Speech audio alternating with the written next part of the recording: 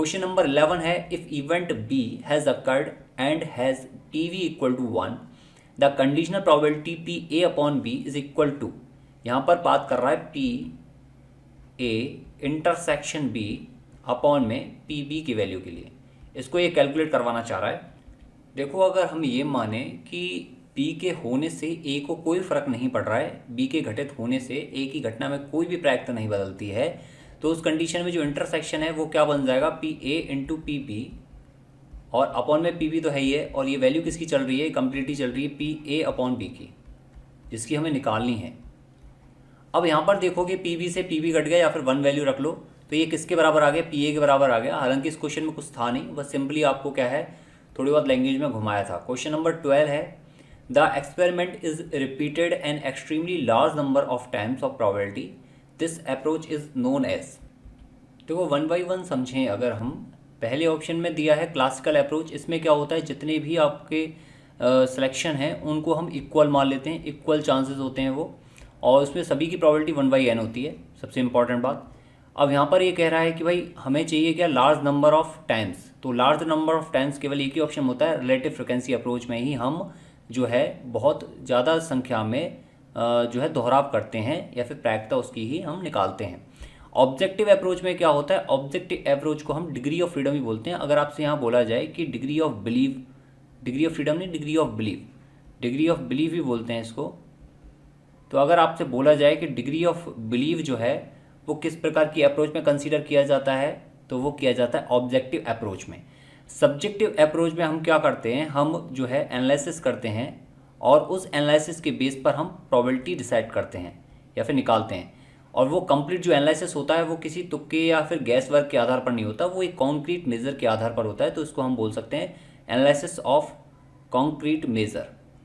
तो अगर वर्ड आपको दिखता है तो उस कंडीशन में आप आंसर कर सकते हो कि ये सब्जेक्टिव अप्रोच है। अगर लार्ज नंबर की बात कर रहा है तो ये रिलेटिव फ्रिक्वेंसी अप्रोच है, और अगर बात कर रहा है डिग्री ऑफ बिलीव की तो वो है ऑब्जेक्टिव अप्रोच, और अगर इक्वल है, सभी प्रायिकता 1 बाई 1 ले रहे हैं हम, तो वो क्लासिकल अप्रोच है। नेक्स्ट इसमें क्वेश्चन है, question number 13, a box contain 4 score ball printed with number 112, 121, 211, 222. A football, choose one ball at random.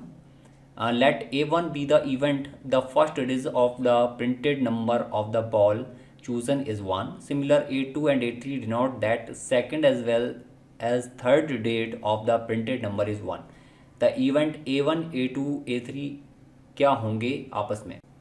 ये क्वेश्चन में कहना चाह रहा है कि A1, A2, A3 जो है ये घटनाएं कैसी होंगी, इवेंट कैसे होंगे, डिपेंडेंट होंगे, इंडिपेंडेंट होंगे, पेयर वाइज होंगे, या फिर जो है परस्पर अनन्य घटनाएं होंगी, किस प्रकार की होंगी। और यहाँ पर इसने दिया है कि जो हम ए लेंगे उसमें पहला अंक 1 आना चाहिए, इस प्रकार A2 में 2 आना चाहिए, A2 में सेकंड नंबर पे 1 आना चाहिए, और A3 में जो है थर्ड नंबर पे जो है 1 आना चाहिए। इसने ये कहा है सिंपल। तो देखो A1 हमने पहली बॉल ले ली A1, दूसरी बॉल हमने ले ली A2, और तीसरी बॉल हमने ले ली A3। यहाँ जब हम तीसरी बॉल ले रहे हैं तो उससे पहले हमें पता है कि भाई हमने 2 बॉल ऑलरेडी ले ली हैं, यानी ये तीसरी बॉल इन दोनों के लेने के बाद आई है, या फिर ये दूसरी बॉल जो है इस पहली बॉल को लेने के बाद आई है। यानी ये घटनाएं कैसी हैं, यहाँ पर ये इनमें पेयर बना हुआ है अपने आप में, और ये फिक्स है कि जब ये आ जाएगी इसके पहले नंबर पे 1 होगा, देन हम इसको फाइंड आउट करेंगे, इसको निकालेंगे, और इसके सेकंड नंबर पे 1 होगा तब हम इसको निकालेंगे। तो यहाँ पर ये थर्ड बॉल निकल रही है, बेसिकली वो इन 2 के बाद निकल रही है, और जो क्या बना रही है, पेयर बना रही है। इस तीसरी बॉल का डायरेक्ट इससे कनेक्शन नहीं है, लेकिन तीनों बॉलों का हमें पेयर में जरूर कनेक्शन है, तो इसलिए हम इसको ना तो डिपेंडेंट कहेंगे ना ही इंडिपेंडेंट कहेंगे। ये कैसी हो जाएंगी, पेयर वाइज इंडिपेंडेंट इवेंट हो जाएंगे। ओके, इंडिपेंडेंट इवेंट तो अपने आप में है ही, हो सकता है कि भाई पहले वाले में जो है 1 निकल आए पहली पोजीशन पर, लेकिन जब जैसे सेकंड वाला आप चूज़ करो तो सेकंड पोजीशन 1 ना आकर थर्ड पोजीशन 1 आए, तो आप इसको रिजेक्ट करके वापस से क्या चूज़ करोगे, फर्स्ट चूज़ करोगे। तो बन तो पेयर रहा है, आप चूज़ तो किस में कर रहे हो, पेयर में कर रहे हो। आप वो पेयर ढूंढ रहे हो जो परफेक्ट हो, जो आपकी कंडीशन को फुलफिल करता हो, लेकिन ये सभी इवेंट कैसे हैं, अपने आप में इंडिपेंडेंट हैं। तो पेयर वाइज इंडिपेंडेंट इवेंट इसका राइट आंसर होगा। म्यूचुअली एक्सक्लूसिव तो बिल्कुल नहीं होगा। क्वेश्चन नंबर 14 है, let X be a standard normal distribution, the value of efficiency X की पावर। स्टैंडर्ड नॉर्मल डिस्ट्रीब्यूशन में आपको पता होना चाहिए कि हम उस फंक्शन को लिखते कैसे हैं। एफ एक्स जो होता है वो क्या होता है, इक्वल टू 1 में सिग्मा रूट 2 पाई, हालांकि इस क्वेश्चन में यूज नहीं आएगा, ई की पावर में माइनस के एक्स माइनस के म्यू की पावर 2 अपॉन में 2 सिग्मा स्क्वायर, पावर में ही है कम्प्लीटली। तो ये फंक्शन अगर आपसे पूछा जाए तो आप आंसर कर सकते हो। ई एक्स क्यू दिया हुआ है इसने, इफिशिएंसी एक्स की पावर 3, तो इसका मतलब है ये बीटा 1 पूछना चाह रहा है, और बीटा 1 स्टैंडर्ड नॉर्मल डिस्ट्रीब्यूशन के लिए सीधी सीधी वैल्यू होती है 0 की। अगर आपसे इनकेस बीटा 2 पूछा होता तो आप आंसर करते 3। इसके साथ आपसे एक्सेस कर्टोसिस पूछा होता, जिसको हम बीटा 2 माइनस के 3 लिखते हैं, उसकी वैल्यू कितनी हो जाती 3। तो यहाँ से मैंने आपको 2-3 क्वेश्चन बता दिए, अगर आपसे पूछा जाए तो आप आंसर कर सकते हो। इसके साथ अगर इसमें पूछा जाए कि सिग्मा क्या होगा तो आप आंसर कर सकते हो कि सिंपल से क्या होगा, 1 होगा। सिग्मा स्क्वायर वेरिएंस भी क्या होगा, वो भी 1 होगा। तो यहाँ आपसे अगर कोई और भी क्वेश्चन पूछा जाता है तो आप आंसर कर सकते हो सिंपली। ये क्या है, इफिशिएंसी ऑफ एक्स क्यू, जिसको हम बीटा 1 बोलते हैं, पावर 4, ये क्या हो जाता है, बीटा 2 हो जाता है। क्वेश्चन नंबर 15 है, a chemical experiment was conducted to test the effect of 3 method of purification of water on the pH factor. It was felt that climate condition also affect the pH water. The water body was divided into 4 blocks. A block represented a particular kind of climate condition. At each block 3 areas of equal volume were taken. The 3 areas of each block were assigned at random to the 3 method of purification. The impurities in ppm were recorded if pf is less than equal to, यहाँ पर आपको क्या दिया है, representation दिया है F का, equal to 1 minus के alpha. The critical region to the test the equality of mean purification of 3 method at 5% level of significance by randomized block design is. मैंने आपको ऑलरेडी पेपर में ये बताया भी था कि एफ टेस्ट जब भी रिप्रेजेंटेशन लिखा जाता है उसका, तो यहाँ लिखा जाता है सबसे पहले ट्रीटमेंट का, चाहे वो रो का हो या कॉलम का हो, जो भी आपको ऑप्शन में आंसर दे रखा हो, और फिर उसके बाद लिखा जाता है एरर के लिए, एंड देन अल्फा को मेंशन कर दिया जाता है।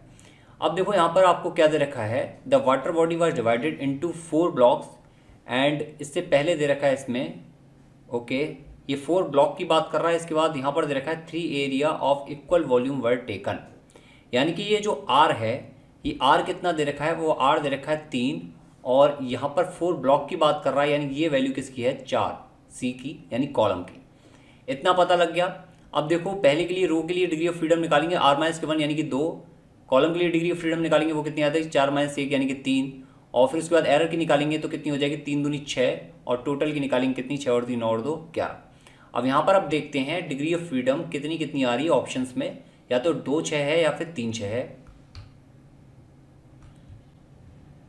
ऑप्शन में आपको 2 6 दे रखा है और 2 3 दे रखा है, तो ये ऑप्शन तो बिल्कुल नहीं होंगे। इतना तो हमें पता लग गया। क्वेश्चन हमें समझ में नहीं आया है, मैंने आपको समझाया भी नहीं है, लेकिन क्वेश्चन में हमें जो चीज़ पता लगी है वो क्या है, उससे हम क्या कर सकते हैं, वो इम्पॉर्टेंट है। अब इसके बाद देखो यहाँ पर आपको दे रखा है 5% लेवल, इंग्लिश में देख लेते हैं एक बार इसको। ये आपको क्या दे रखा है, the critical region to test the equality mean purification of 3 method at a 5% level of significance, मतलब कि अल्फा आपको 5% दे रखा है, और रिप्रेजेंटेशन में आपसे 1 माइनस के अल्फा पूछा है। तो 1 माइनस के अल्फा कितना हो जाएगा, सिंपल सी बात है 95% हो जाएगा, 0.95 लिखा जाएगा। अब बस हमारी बहुत सारी चीज़ यहाँ से क्लियर हो गई। हमें ये पता लग गया कि जो डिग्री ऑफ फ्रीडम है वो कितना है, 2,6 है या फिर 3,6, जो भी ऑप्शन में दिया हो, और साथ में 0.95 दे रखा है 1 माइनस के अल्फा। अब देखो ऑप्शन में कौन कौन सी चीज़ कहाँ पर मेंशन है, 2 6 दे रखा है, 3 6 तो कहीं दे ही नहीं रखा है, ऑप्शन बी और सी कट गए। इसके बाद 0.05 दे रखा है, इस ऑप्शन में कोई भी काट दो, ऑप्शन ए इसका परफेक्ट आंसर हो गया। अब इससे ये चीज़ आपको क्लियर हो गई होगी, चाहे क्वेश्चन में आपने कितना भी बड़ा क्वेश्चन दे रखा हो, कोई फर्क नहीं है, मेन वैल्यू क्या क्या चीज़ें दे रखी है वो ज़्यादा इंपॉर्टेंट है। क्वेश्चन नंबर 16 है, in tossing a coin let the probability of turning up a head be P, the hypotheses are H0 P equal to 0.4 versus H1 P equal to 0.6. H0 is rejected if there are 5 or more head in 6 tosses. Then the power of test आपसे पूछा है क्या होगा। Similar question आपसे इससे पहले वाली exam में भी पूछा गया है, और उसमें ये पूछा गया था पावर ऑफ टेस्ट। तो पावर ऑफ टेस्ट का मतलब है 1 माइनस के बीटा, और जब 1 माइनस के बीटा पूछा जाता है तो उसमें हम ओनली एच नॉट रिजेक्टेड को ही कंसीडर करते हैं। इसने वैसे बोल भी रखा है एच नॉट इज़ रिजेक्टेड, तो सिंपल सी बात है, ये वाला जो है कंसीडर किया ही नहीं जाएगा। इसमें जो हम पी की वैल्यू कंसीडर करेंगे वो होगी ओनली 0.6। अब यहाँ तक तो ये बात क्लियर हो गई। अब चूंकि कुछ भी नहीं दे रखा है और सिंपल सी इसमें पी की वैल्यू दे रखी है, एन आपको दे रखा है कितना 6, जिसमें से आप 5 से ज़्यादा और 5 को सिलेक्ट कर रहे हो, तो ये कौन सा डिस्ट्रीब्यूशन हो गया, ये हो गया बाइनोमियल डिस्ट्रीब्यूशन, जिसका फंक्शन होता है एन सी एक्स पी की पावर एक्स और क्यू की पावर एन माइनस के एक्स। इतना पता लग गया। हमें लेना है मिनिमम 5 और 5 से ज़्यादा, तो हम क्या करेंगे इसमें 6C5 पी की पावर पी कितना है 0.6, ये समझ में आ गया। 0.6 हमने क्यों लिया है, क्योंकि एच नॉट रिजेक्टेड है, हमें पावर ऑफ टेस्ट निकालना है। तो 0.6 की पावर कितना हो जाएगा, ये हो जाएगा 5, और क्यू की पावर क्यू कितना है 0.4, 1 में से सब्ट्रैक्ट करके आ जाएगा, 0.6 को सब्ट्रैक्ट कर देंगे तो, और पावर 1 प्लस में एक बार हम ले लेंगे 6, यानी 0.6 की पावर कितना 6 और 0.4 की पावर 0। इतना समझ में आ गया, बस हमें ये कैलकुलेट करना है और कुछ नहीं करना है। ये कैलकुलेट कर लोगे, कैलकुलेट करने पर 0.233 इसका परफेक्ट आंसर आएगा क्वेश्चन नंबर 16 का। नेक्स्ट इसमें क्वेश्चन नंबर 17 है, patient arrive at a clinic following the poison process with the mean rate 10 customer per hour, the inter arrival time of customer follows. यहाँ एक word दिया हुआ है inter arrival time of customer follows, और ये मैंने आपको बताया था कि एक डिस्ट्रीब्यूशन होता है एक्सपोनेंशियल डिस्ट्रीब्यूशन, वो फॉलो करता है इंटर अराइवल टाइम को, और इसमें डेफिनेटली जो आंसर होगा वो एक्सपोनेंशियल डिस्ट्रीब्यूशन ही होगा। ऑप्शन भी आपको इसी अकॉर्डिंग दिए होंगे, डेफिनेटली एक्सपोनेंशियल डिस्ट्रीब्यूशन। ये आपके प्रीवियस ईयर से रिलेटेड ही क्वेश्चन है, और जब भी आपको एक टर्म दिख जाएगी इंटर अकरेंस टाइम की, या फिर आपको जो है इंटर अराइवल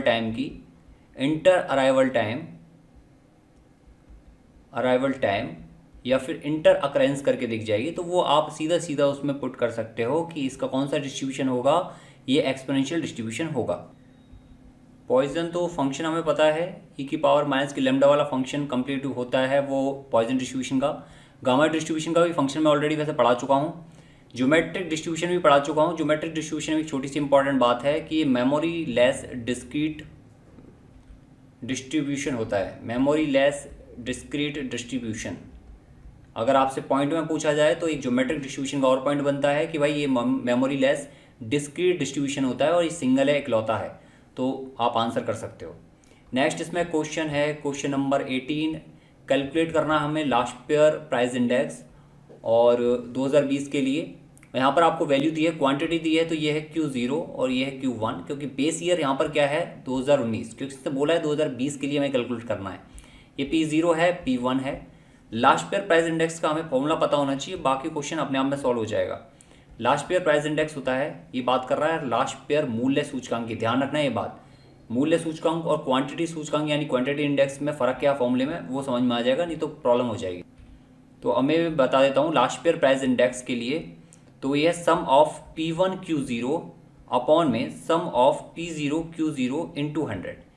ये सभी वैल्यू आप निकाल लोगे, P0 का Q0 से मल्टीप्लाई करके जितने भी सभी आएंगे उन सभी को सम करोगे, देन आप वैल्यू को कैलकुलेट कर लोगे।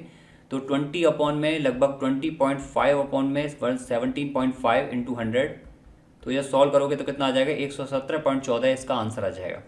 अब यहाँ पर मैं बात कर रहा हूँ लास्ट पेयर क्वांटिटी इंडेक्स की। इसके फॉर्मूले को किस तरह से लिखोगे, 01Q। तो देखो यहाँ पर क्या है P1 है, तो हम इसकी जगह पर उल्टा कर देंगे, ये हो जाएगा Q1 P0 अपॉन में सम ऑफ Q0 और P0 इंटू 100। तो आप ध्यान रखना आपसे पूछा क्या है, आपसे लास्ट पेयर प्राइस इंडेक्स पूछा है कि लास्ट पेयर क्वांटिटी इंडेक्स पूछा है, आपसे पार्शियल प्राइस इंडेक्स पूछा है या पार्शियल क्वांटिटी इंडेक्स पूछा है। उसी के अकॉर्डिंग यहाँ पर आप फॉर्मूला बनाओगे एंड देन उसकी वैल्यू को आंसर करोगे। If the data are skewed, which option of central tendency measure is the most unreliable indicator. अगर डेटा स्क्यूड है तो हम सेंट्रल टेंडेंसी मेजर में सबसे जो अनरिलायबल इंडिकेटर है वो कौन सा होगा, वो होगा mean is the most popular and well known measure of central tendency, और ये यूज किया जाता है डिस्क्रीट एंड कंटिन्यूअस डेटा के लिए, तो आपको ध्यान रखनी है ये बात। नेक्स्ट इसमें है क्वेश्चन नंबर 20, आपको μ4 दिया है, μ3 दिया है, μ2 दिया है, एक्सेस कर्टोसिस आपसे पूछा। सबसे पहले कर्टोस निकालोगे, कर्टोसिस आ जाएगा, उसके बाद β2 माइनस के 3 कर देना, वो हो जाएगा एक्सेस कर्टोसिस। हमने डिस्ट्रीब्यूशन टेबल में पढ़ा था एक्सेस कर्टोसिस क्या होता है, β2 माइनस के 3। β2 क्या होता है, β2 का फॉर्मूला दे रखा है यहाँ पर, देखो μ3 μ2 और μ4 दे रखा है। अब बच्चा कंफ्यूज होने के साथ क्या करता है, स्क्यूनेस का फॉर्मूला लगा देता है, आगे बढ़ जाता है। तो β2 में क्या होता है, μ4 अपॉन में μ2 की पावर 2। μ4 कितना है, μ4 है 199 और μ2 कितना है 8 है, 8 2 64, तो 64 आ गया। 199 अपॉन में 64 डिवाइड करोगे तो 3 समथिंग जाएगा। अब यहाँ पर देखो 3.1 मान लेते हैं, तो 3 को जब सब्ट्रैक्ट करोगे, पूरा निकालना पड़ेगा कैलकुलेट करने के लिए, 3.109। अब अगर इसको करते हैं 3.109 माइनस के 3, तो ये कितना आता है 0.109। हालांकि वैसे हो जाता एक